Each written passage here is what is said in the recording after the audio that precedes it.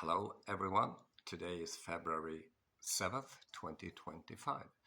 And today I'm going to talk about emotional intelligence or emotional ability, and not in isolation, which probably makes sense because it's a very complex concept. But I will talk about it in the context of executive functions and the interplay between declarative and non-declarative memory instances. So, as you know by now, I'm a psychological scientist and I deal mainly with prospective thinking, that's goal oriented behavior, like in leadership, decision making, learning, work climate, creativity for problem solving, and innovation.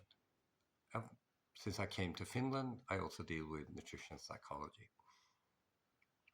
But before that, I dealt with, in my undergrad studies, in my bachelor thesis, I investigated emotions. So my bachelor thesis is about experimental emotional psychology, Darwin style, and in my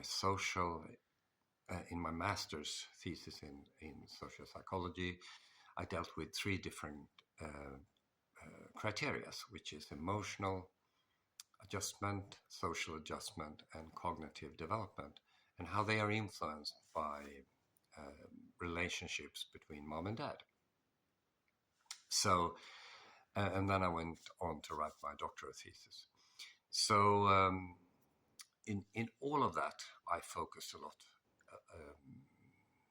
in on part of my Swinglish, the interplay between declarative and non-declarative memory instances.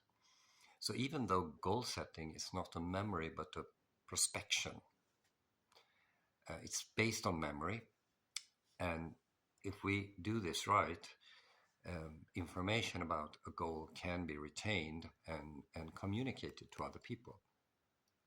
Non-declarative memory instances, on the other hand, that's stuff we can't retain and communicate to other people. So, for example, physical and verbal interactions.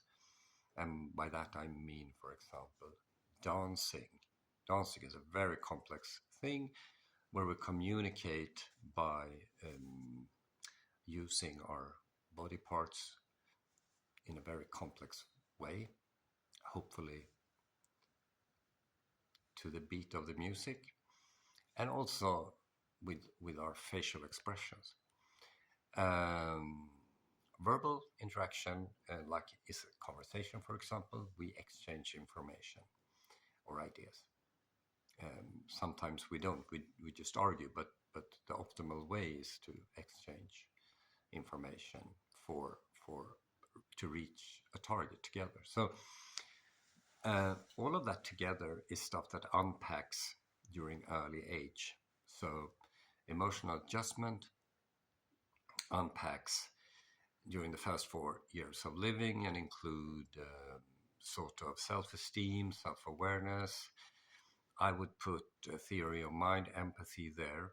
And that's stuff that is included in emotional ability from my point of view. On the other hand, cognitive development takes a huge leap during the first 4 years of living. And that includes visuospatial perception. And that's, for example, when you use your hand grabbing three stones, and neurologically, that will activate your striatum, I think. I'm pretty sure about that. And also the parietal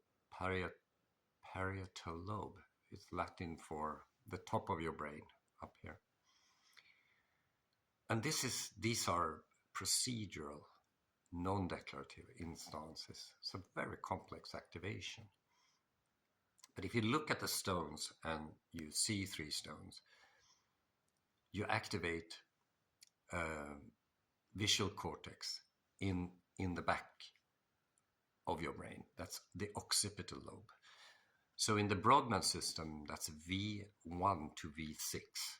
You can look it up. The Brodmann system, the brain or something like that.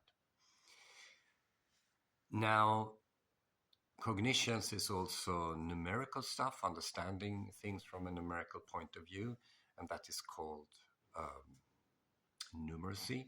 And numeracy is the foundation for instrumental rationality, which is basically goal-oriented behavior or rational goal-oriented behavior, as well as epistemic rationality, which is the ability to tell right from wrong. And these abilities are part of the executive functions, some of the 15 subsets.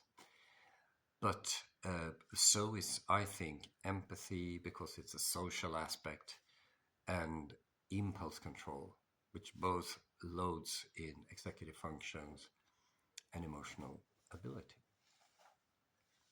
So what's the message here? I don't know really. I just felt the need to talk about stuff like that. There are not so many people interested in this complexity. But I think what I like to address to people that when you use concepts like this,